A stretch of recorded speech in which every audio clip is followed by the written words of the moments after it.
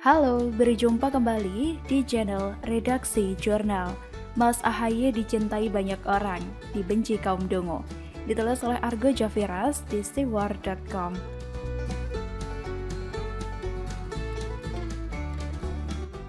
Mas AHY adalah sosok yang fenomenal. Ia tampil sebagai sosok muda yang cerdas dan berpengaruh dalam kontestasi peta politik nasional. Ia mengkooptasi simbol sosok yang terzolimi oleh kekuatan penguasa saat ini. Sebagai ketua umum Partai Demokrat yang top markotop, sudah banyak politisi busuk, birokrat hitam, dan para munafikun yang ia sikat habis.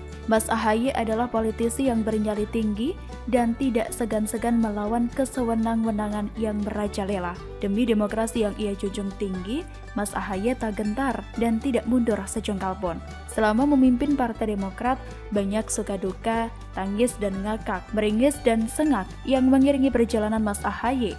Namun, Mas AHY terus berjuang membesarkan Partai Demokrat agar tidak dizalimi oleh politikus busuk.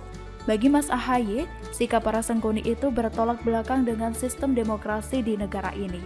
Yang salah ia katakan salah, yang benar ia katakan benar. Apa yang membuat Mas AHY begitu dicintai banyak orang di seluruh pelosok negeri dan di seluruh penjuru dunia, namun dibenci oleh para kaum dongo? Sebab Mas AHY tidak gentar menghadapi segala bentuk kezaliman yang merecoki Partai Demokrat miliknya. Pembenahan terus ia lakukan demi kebesaran, harkat, dan martabat Partai Demokrat. Mas AHY memang tegas mati punya. Semua itu ia lakukan agar kinerja para kadernya perang melawan buzzer rupiah lajunya kencang, tidak terseok-seok macam keong kena flu. Falsafah Mas AHY, kebenaran itu keras dan melukai. Tikus-tikus berdasi dan kucing garong dibasminya satu persatu. Prinsip Mas AHY, perilaku munafikun yang mempencundanginya agar kepentingan culas mereka tercapai harus dilawan sekuat tenaga. Melalui gaya kepemimpinannya yang tegas dan jujur, Mas AHY mampu buktikan kinerja dan prestasi-prestasinya yang gemilang untuk membesarkan Partai Demokrat. Apa yang Mas AHY lakukan selama ini merupakan cambuk agar merubah perilaku para politikus jahat agar lebih demokrasi dan beradab. Selama Mas AHY menjabat sebagai Ketua Umum Partai Demokrat, para pengincar kekuasaan yang dipecundangi syaitan akan terus spot jantung. Mas AHY tetap semangat dan juga selalu ceria menjalani hari-harinya mengukir jenggotnya dalam upayanya untuk membesarkan Partai Demokrat. Mas AHY pun terus berkibar dan semakin dicintai oleh banyak orang. Namun, ia terus dibenci oleh politisi dongo yang tidak bisa sehebat dan sekeren model rambutnya. Mas AHY memang hebat, hanya sayangnya buah jatuh tidak jauh dari pohonnya. Begitu kata orang. Kalau pohonnya brengsek, maka buahnya juga pasti brengsek. Kalau pohonnya suka merajuk, maka buahnya pun mental merajuknya juga parah dalam level akut. Sebab, pemimpin yang terlahir dari golongan borjuis yang dari kecil sudah hidup mewah, tidak akan mungkin bisa peka dan sensitif terhadap penderitaan rakyat karena sudah terbiasa hidup mewah dan serba tersedia dan dilayani. Iya, beginilah Mas AHY dan Partai Demokrat miliknya. Kenapa Mas AHY dicintai banyak orang? Karena menggonggong dan menyalak galak, tapi kelas ayam sayur. Ketika ketahuan borok mereka, langsung blingsatan cari selamat. Persis seperti asu yang terkaing-kaing dengan ekor yang dilipat sembunyi di balik selangkangan. Segala sumber masalah, kegaduhan yang akhir-akhir ini timbul di negara kita, semuanya bersumber dari Partai Demokrat yang blingsatan mengincar kekuasaan pada pemilu 2024 mendatang. Ketika logika tidak bisa dikontrol, maka segala cara tak elok pun dihalalkan. Contohnya hari ini, SBY tak mau hadir dalam sidang tahunan MPR, sekalipun diundang secara resmi oleh negara dalam kapasitasnya sebagai mantan Presiden ke-6 Republik Indonesia. Beliau tidak mau datang. Oleh karena itu, jangan pilih Partai Demokrat pada pemilu mendatang kalau tak ingin bangsa ini mangkrak dan porak-poranda macam dulu lagi. Tolong diabaikan igawan-igawan saya di atas soal Mas AHY dicintai banyak orang, dibenci kaum dongo. Sudah, itu saja. Kura-kura begitu. Halo, berjumpa kembali di channel Redaksi Jurnal. Jejak digital kelakuan SBY, besan dan mantunya prihatin. Ditulis oleh Nafi Steward di steward.com.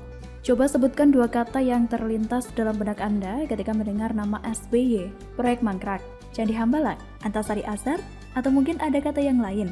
Yang jelas, ketiga kata di atas selalu melekat dalam pikiran penulis ketika mendengar nama SBY.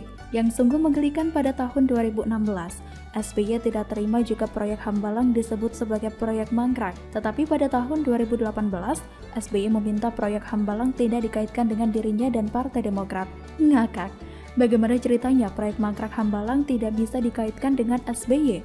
Toh, proyek mangkrak Hambalang tersebut jelas terjadi di masa pemerintahan SBY. Bahkan elektabilitas Partai Demokrat hancur karena kasus proyek mangkrak tersebut. Jadi gak heran jika Partai Demokrat dan PKS dianggap sebagai juara korupsi pada tahun 2013. Bahkan suara Partai Demokrat terus turun di setiap pilpres yang diadakan. Jika pada tahun 2004, saat Partai Demokrat pertama kali mengikuti pemilu, hasilnya Partai Demokrat mampu meraih 57 dari total 550 kursi di Senayan atau sekitar 7,45%. Demokrat bertengger di peringkat 4 peraih kursi terbanyak, 3 besar kala itu diisi oleh Golkar, PDIP, dan juga PPP. Pada tahun 2009, Partai Demokrat semakin meningkat perolehan kursinya dan berhasil menjadi pemenang pemilu dengan meraih 150 kursi atau 26,4%. Tetapi, pada tahun 2014 suara Partai Demokrat anjlok dan berimbas di perolehan kursi di Senayan. Perolehan kursi Partai Demokrat terjun bebas menjadi hanya 61 kursi di Senayan. Pada tahun 2019 kemarin, perolehan kursi Partai Demokrat kembali turun, yaitu hanya mendapatkan 54 dari total 575 kursi di Senayan. Kalau ditafsirkan dalam persentase, suara Partai Demokrat terus menurun setiap pilpres dari 12.729.913 suara atau sekitar 10,9% pada tahun 2014 menjadi hanya 10.876.507 suara atau sekitar 7,77% pada tahun 2019 kemarin. Padahal saat Pilpres 2019 kemarin, anak SBY yang bernama Edi Baskoro Yudhoyono menjabat sebagai Ketua Komisi Pemenangan Pemilu, tapi tetap tidak mampu menaikkan suara Demokrat dan semakin terpuruk. Dan sekarang Kepala Badan Pemenangan Pemilu atau Bapilu Partai Demokrat bukan lagi anak SBY, melainkan orang lain yang bernama Andi Arief. Anak SBY saja tidak mampu menaikkan suara Demokrat tahun 2019. Jadi, masih yakin Andi Arief yang terbukti sebar hoax, terbukti menyebarkan berita hoax tentang 7 kontainer surat suara yang sudah dicoblos pada tahun 2019 bisa menaikkan suara Demokrat pada tahun 2024 nanti? Masih yakin Andi Arief yang pernah ditangkap oleh polisi terkait kasus narkoba bisa menaikkan suara Demokrat pada tahun 2024 nanti, meskipun kasus ini dihentikan oleh pihak kepolisian karena tidak menemukan alat bukti yang cukup, tetapi Andi Arief terbukti sebagai pengguna narkoba. Inilah sebagian kecil kelakuan minus SBY selama ini terkait mega proyek mangkrak Hambalang yang secara tidak langsung menyebabkan suara Partai Demokrat semakin terpuruk. Itu boleh termasuk kasus proyek mangkrak lainnya di masa pemerintahan SBY yang akhirnya diselesaikan di masa pemerintahan Presiden Jokowi saat ini. Kita juga akhirnya tahu jika ada 34 proyek listrik mangkrak di masa pemerintahan SBY yang dilanjutkan oleh pemerintahan Presiden Jokowi.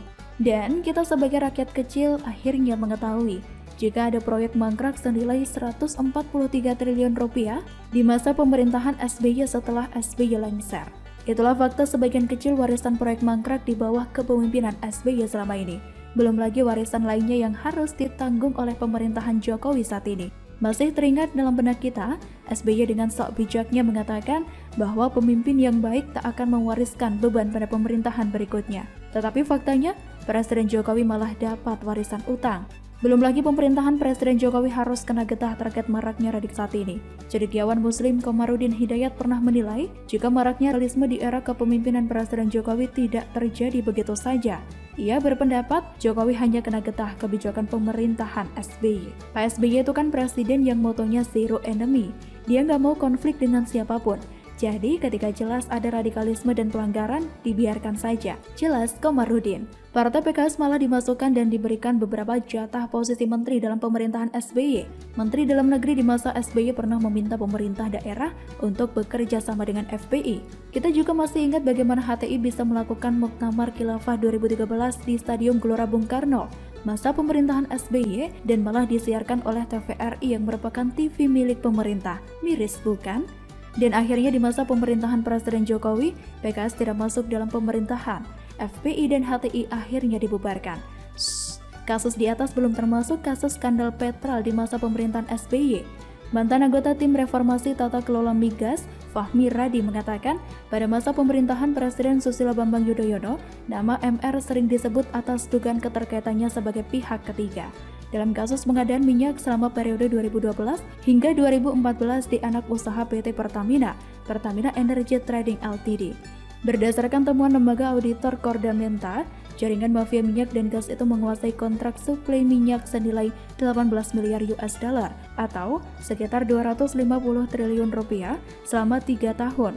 Tuan MR ini yang menjadi perantara dengan perusahaan minyak milik negara lain atau National Oil Company untuk meraih keuntungan lebih banyak. Kok bisa ya ada orang tidak tersentuh hukum di masa pemerintahan SBY terkait kasus Petral?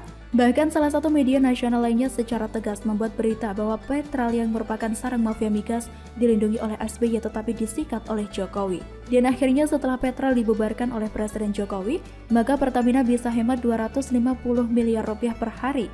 Setelah sekian tahun beroperasi di masa pemerintahan sebelumnya, akhirnya Presiden Jokowi yang berani membubarkan Petral sehingga Pertamina bisa hemat 250 miliar rupiah per hari.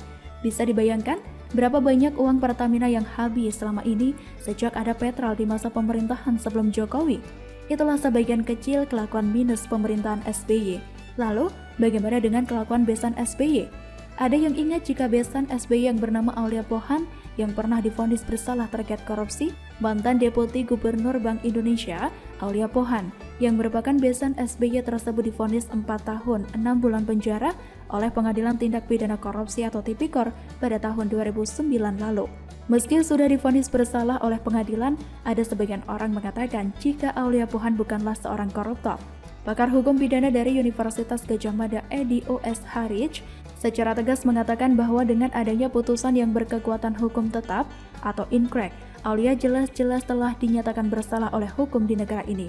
Itu jelas koruptor, sudah ada vonisnya, kata Edi. Lalu bagaimana dengan kelakuan minus menantu SBY bernama Andisa Pohan? Semalam penulis menemukan cuitan aneh Andisa Pohan, tetapi saat ini cuitan tersebut sudah hilang. Tanya kenapa? Meskipun sudah hilang, tetapi penulis sempat menyimpan screenshot cuitan tersebut pagi dini hari tadi. Cuitan Andisa Pohan yang hilang itu juga masih bisa dicari di kolom pencarian Google. Pasti banyak yang tidak menyadari bahwa ada yang aneh dengan cuitan Andisa Pohan tersebut. Sejak kapan Quran Surat Al-Baqarah punya 291 ayat? WKWK. Lagi pula, cuitan Andisa Pohan itu adalah Quran Surat Al-Baqarah ayat 191, bukan 217, apalagi 291. Jadi silakan rakyat menilai sendiri kelakuan minus SBY, besan, dan menantunya tersebut. Wassalam. Nafis.